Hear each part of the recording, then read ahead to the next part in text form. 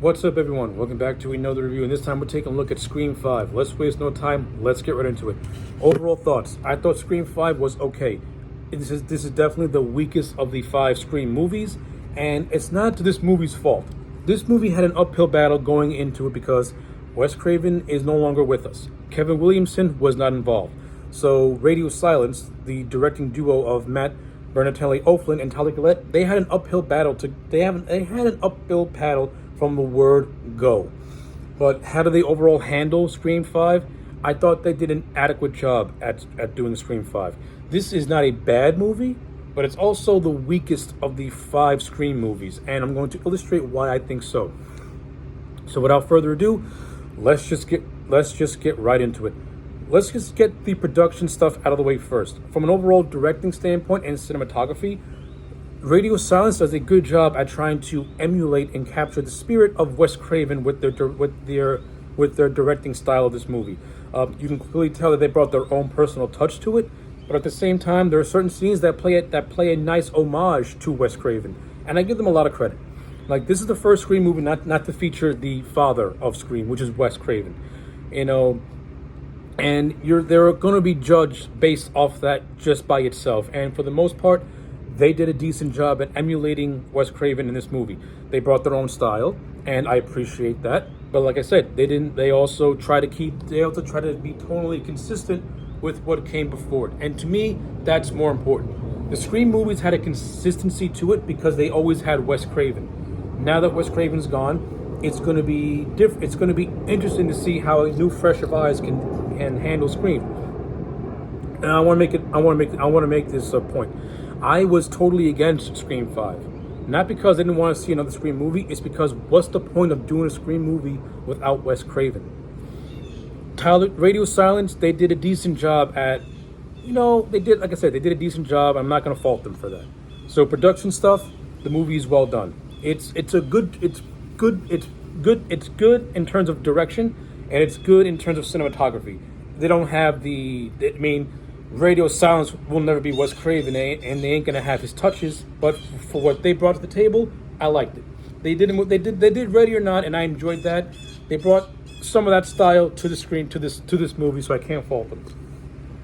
In terms of the cast in this movie, I thought the cast was overall solid. We get the return of Courtney Cox, David Arquette, and Neve Campbell.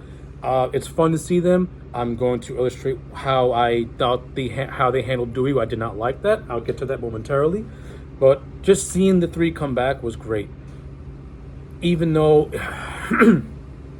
seeing the 3 come back was always fun.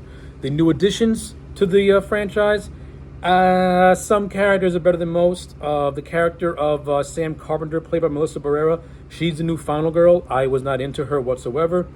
Her whole thing is that she's the daughter of Billy Loomis, and she's having hallucinations about Billy. And because of this, and knowing her real parental heritage, she abandoned her sister, and now she's back once her sister gets attacked. I don't think Melissa Barrera is a charismatic actress. To her credit, I think she tries, but there are certain scenes where she's overacting, and she's trying way too hard, and it comes across as just fake and phony. The whole subplot of her being Billy's daughter is completely ridiculous. Her having hallucinations of Billy is just even more stupid. Just the idea of Billy having a daughter and it's not Sydney's kid doesn't make any sense to me, because it was not once ever alluded to that Billy was a cheat. And the movie did a piss poor job at explaining how Billy even slept with somebody to get a daughter. It was poorly done, poorly executed. It's something that was stupid just to make your new character have some importance to them. It comes across as just forced and dumb. Though, I'm not going to lie, it was fun seeing a digitally de-aged Skeet Ulrich return as Billy. That was cool. But like I said, story-wise, not cool. It was stupid and dumb. Sam, to me, comes across as a very weak lead in this movie. She's weak. Jenna Ortega, who played her sister Tara, I thought she was fine.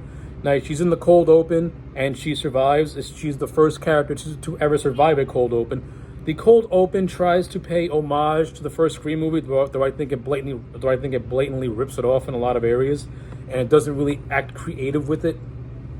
And this is where you get the sense of this is takes place in a more modern age, because they talk about modern horror movies like The Babadook and Jordan Peele and stuff like that. But for the most part, I thought Jenna Ortega was okay. She's in the cold open. Then the majority of the movie, she's in a hospital, a la Jamie Lee Curtis in Halloween 2. And then she comes back for the third act where they go to Stu's house. Like I said, all around, I thought Ortega was decent. She wasn't great, but she was decent at least. And Barrera and Ortega do have some decent on-screen chemistry. At least I buy them as sisters. But they don't give these groundbreaking performances where I want to see more of their story unfold in future movies. Jack Quaid plays the boyfriend of Sam, and he was okay. I like Jack Quaid from The Boys. I'm a fan of Dennis Quaid, his father, and I thought Jack Quaid in this movie was okay. It was decent. He was fun in a lot of areas, and he had a lot of funny bits. Not a fan of the direction they took his character in the third act, but I'll get to that in a little bit. But for the most part, I like Jack Quaid. The actress who played Tara's friend, whose name I can't remember, she was fine too. I mean, she's ultimately revealed to be one of the Ghostface killers, and there are a lot of scenes where it's almost blatant the fact that she is a killer. The same thing with Jack Quaid's character, and I'll get the same thing when it comes to Jack Quaid. Like, Jack Quaid and Tara's friend are revealed to be the killers, and how the movie handled the reveal was kind of shaky and kind of janky, because it did a really bad job at creating. This movie did not do a good job at creating red herrings to make you believe, to give you that sense of dread, like the first four did. It just didn't do a good job. And I think because a lot of these new characters, they just don't have any standout personalities to me whatsoever. I know I am digressing a lot, but it's just something that has to be addressed.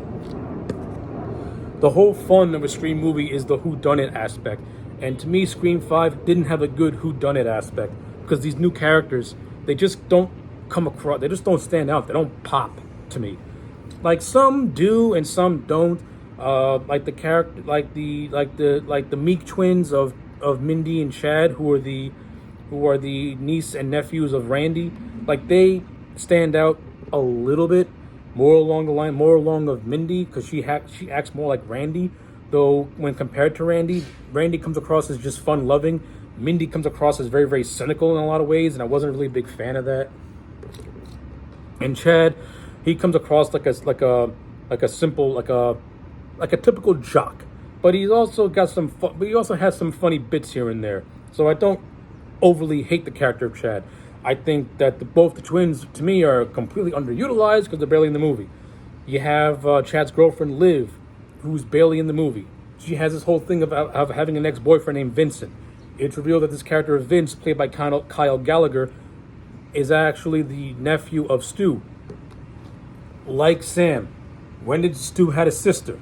When did this happen? The movie does not do a good job at explaining these things. Not only that, Vince is the first guy to go, and he literally dies once he's introduced. Like, you could have done so much more with the character of Vince and his heritage going back to Stu. I mean, would have been typical to him being revealed as the killer? Yes. But what if you turned it on its head and Stu and nephew of Stu ended up being a good guy? That could have been cool, or something that you could have explored. But did the movie do that? No, the movie just killed him off in like 12 seconds, and you forget that he was even in there. Really piss poor and dumb. That's why these new characters don't stand out, because they get killed off. They get killed off, or they don't get enough screen time for me to care, because the bulk of this movie is really focused on the character, on Jack Quaid's character, on Melissa Barrera's character, and on Jenna Ortega's character. The two sisters, to me, who don't have that much screen presence, and Jack Quaid, who is the typical boyfriend revealed to be the killer with no creativity behind it.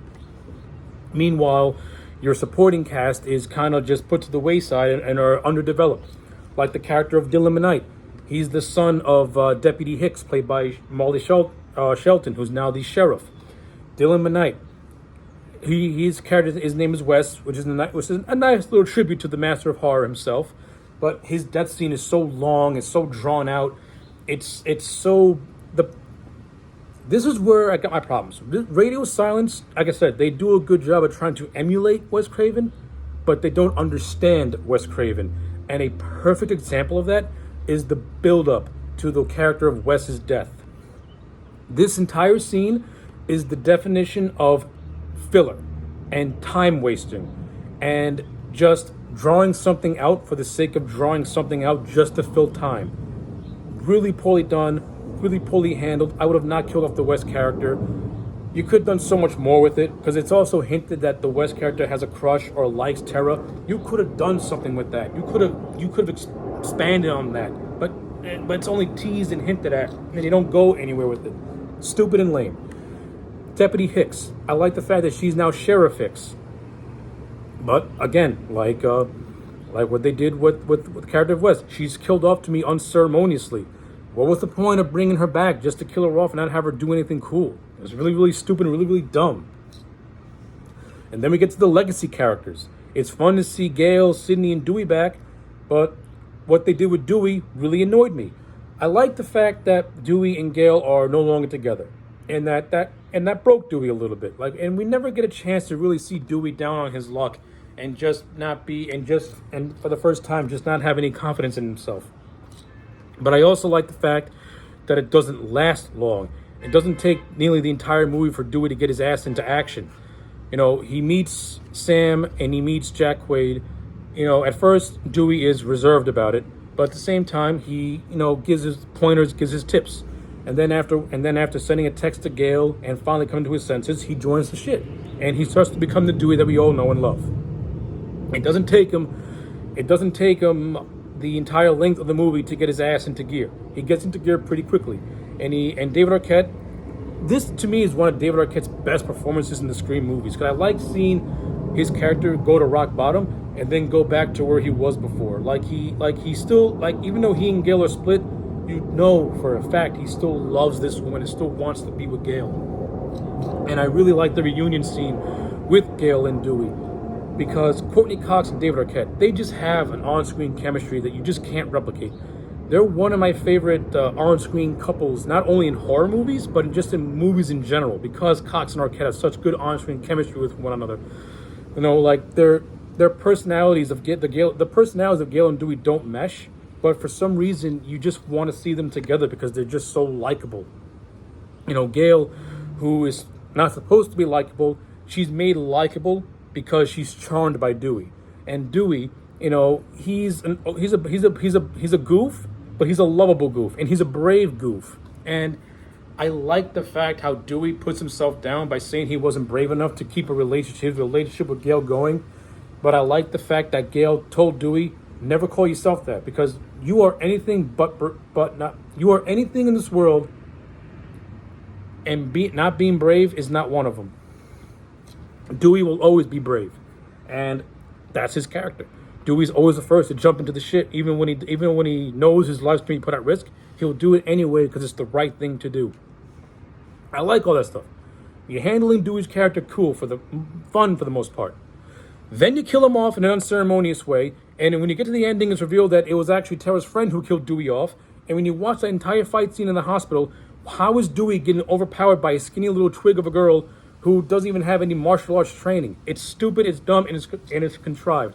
And how Dewey stayed behind in the hospital when he would not have done that is even more stupid and dumb. You contrived Dewey's death, and you kill him off in such a gruesome way that's not even heroic. It's horrific. You deprived us fans of the reunion of the original three. We want to see Gale and Dewey together. I do not want to see them split off and then not have a chance for a proper reunion. What Scream 5 did is what the Star Wars sequels did. You deprived us a chance to be reunited with Han, Luke, and Leia. Unfortunately, Carrie Fisher passed away. We couldn't get that. But you could have did it in The Force Awakens, but you chose not to. Same thing with Scream 5. We did not get the reunion we wanted to get. Dewey, Sidney, and Gale are Han, Luke, and Leia. They're the three characters we latched onto. Randy was always like the Chewbacca of the group, the lovable one. But you always have the core three. This movie did not have us get that big reunion and have the core three work with the sisters to go into the third act. If that would have happened, I would have looked much differently on Dewey's death, because Dewey would have had a more dignified death. He would have died protecting Gale, protecting Sidney, and protecting these two sisters. Instead, Dewey dies by acting completely like a stupid ass and he kind of gets himself killed because he made a dumb decision by not leaving the hospital. And to me, they didn't really properly handle Dewey's death with Gale and Dewey, because they're sad and then they're cracking jokes not even 2 minutes afterwards. So it's like, I don't like it. Excuse me. Like, I don't like it. Like, we didn't get a chance to fully preserve Dewey's death and make it mean something, which I hate. I did not like it. It did it for the most part, but it didn't do it good enough. Like, Gale and Sidney should be horrified that Dewey is dead. This is Dewey. He survived 4 ghost face attacks and nearly died on 4 occasions. Now you finally kill him off, which I still am not, which I equate to Randy. Why would you kill off Randy in Scream 2? I never liked that. Why did you kill off Dewey in this? I don't know. I don't like it. Listen, if you're going to kill off Dewey, like I said, have at least Dewey go all the way to the 3rd act. Have him get to Stu's house and have him die a heroic death and not a dumb death. Have him die trying to protect everyone. That's what Dewey would do. He would sacrifice himself to protect the people that he loves. He didn't do that in this. And we got deprived of a real reunion. That's not to say I don't love Gale and Sidney, because I do. And seeing Gale and Sidney team up with the sisters was fun. You know, it was fun. But I don't like it, because there's no Dewey. The missing ingredient is gone. And all you have really are Sidney and Gale. It was fun to see Neve Campbell. Like, the movie implies that she and Mark Kincaid from Scream 3 got together and had kids. That was actually pretty cool. Gale is a morning host in New York. That's pretty cool. That's what she always wanted to do, be famous and stuff and shit like that. You know, they play a nice little role in the 3rd act. I mean, the 3rd act to me is where this movie really falls apart. It basically tries to recreate the whole 3rd act of the first movie, but without that Wes Craven, but without those Wes Craven fine touches, it just doesn't feel right. And all takes place in Stu's house. This is where you get the revelation of Jack and Tara's friend being the killers, and their motivations are that they're just really that they're obsessed fans. Kind of stupid. I mean, I understand the social commentary about toxic fandom, but it was just done in a way where it was like shaming and not really poking fun at. Like, I wasn't a big fan of that. And I would not have had Jack be the killer. We did that whole boyfriend is the killer trope so many times in these movies. Move away from it. Just move away from it. You could have made Dylan Manite the killer, because he's so obsessed with Tara that he just went crazy because he can't have her. You know, do something creative instead of something that's derivative. Scream 5 ended up being derivative, and then it pokes fun at itself for being derivative, like it did it on purpose. To me, stop it. You don't got these writers, James Vanderbilt and Guy Busick. I like James Vanderbilt as a writer. I love Zodiac. It's a great movie. I'm a fan of the first 2 Amazing Spider-Man movies that he wrote. Vanderbilt's a really decent writer, but you're not Kevin Williamson. You don't have his sardonic sense of humor or his capabilities. And when someone else is writing a Scream movie and they don't understand Kevin Williamson's writing, it comes across as phony and fake and not natural to me. And that's what a lot of this writing is. Like, a lot of the humor in this movie, it doesn't land for me. It doesn't have that tongue-in-cheek sense of humor that Kevin Williamson brought to the Scream movies. It has a very cynical approach to it, which is kind of jarring in a Scream movie. Like, the Scream movies were cynical, but they were a fun cynical. This movie, to me, feels like a mean-spirited type of cynical, if that makes any sense. I'm not a fan of that. I'm not a fan of that direction whatsoever. I mean, the whole 3rd act of this movie, yeah, it's a recreation of the 3rd act of the last movie. Sam embraces her inner serial killer and the constant vigilance she has of Billy, which I fucking stupid. And she kills the boyfriend and she kills the friend. And then you get to the ending where the movie ends. You know, Gale promises to write a book about Dewey instead of about the killings, because she doesn't want to give the killers any infamy. Sidney goes back to her life with Mark. The 2 sisters go to the hospital, and I'm just like, okay.